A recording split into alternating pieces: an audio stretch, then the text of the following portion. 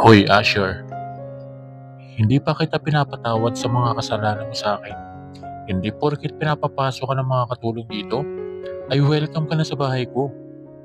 Alam ko naman yun, Scarlett, at hihintayin ko ang araw na mapatawad mo ko. Sige, mabuti yun. Malinaw para hindi ka umasa sa wala. Pero gusto kong magpasalamat sa iyo sa mga tulong mo sa pamilya ko, lalong-lalo na kay Mama. Maraming salamat, Asher, dahil hindi mo pinabayaan ang mama ko. Pinagamot mo siya nang walang hinihinging kapalit. Siyempre naman, dahil ina siya ng asawa ko. Siya nga pala, nakita ko kanina ang anak mong si Shane. Siya na ba ang anak natin? Tumango si Scarlett bilang sagot kay Asher. Noong una, ang balak sana niya ay magiganti kay Asher at sa mga magulang nito. Ngunit nang malaman niyang si Asher ang tumulong sa mga magulang niya at siya ang nagpagamot sa kanyang mama, ay nagpa siyang hindi na lamang gumanti.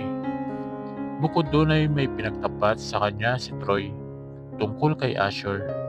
Totoong matagal na siyang hinahanap ng asawa at nananawagan pa ito sa telebisyon upang mapabilis ang paghahanap sa kanya. Ngunit sinadya ni Troy na hindi niya malaman ang tungkol doon dahil matagal na pala itong may pagtingin sa kanya. Pero katagalan ay na-realize ni Troy na mali ang maglihim sa kanya. Prinangka niya ang lalaki na wala itong maasahan sa kanya na malugod naman itong tinanggap. Nagpapasalamat si Scarlett sa mga naitulong sa kanya ni Troy. Kung hindi dahil sa lalaki, baliw pa rin siya at tatanawin niyang malaking utang na loob yun sa lalaki. 2 taon siyang niligawan ni Asher hanggang sa nagdesisyon siyang sagutin ito. Nakikita naman ni Scarlett ang ginagawa nitong mga efforts sa kanya at sa kanilang anak. Abot langit ang saya ni Asher nang sabihin niyang handa na siyang bigyan ng second chance. Nagdesisyon nga silang magsama ulit at buuin ang nasira nilang pamilya. Ngunit sa pagkakataong yon ay mas matibay na.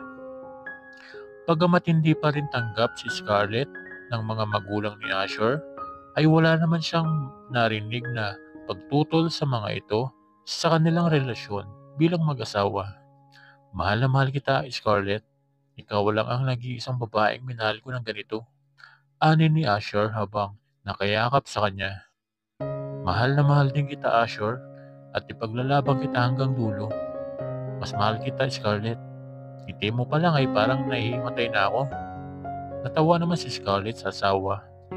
Mapusok na inangkin ni Asher ang kanyang mga labi. Ilang sandali pa ay isa-isa na nitong hinubad ang suot niyang pantulog at handa na siyang muling ipagkaloob ang sarili sa asawa.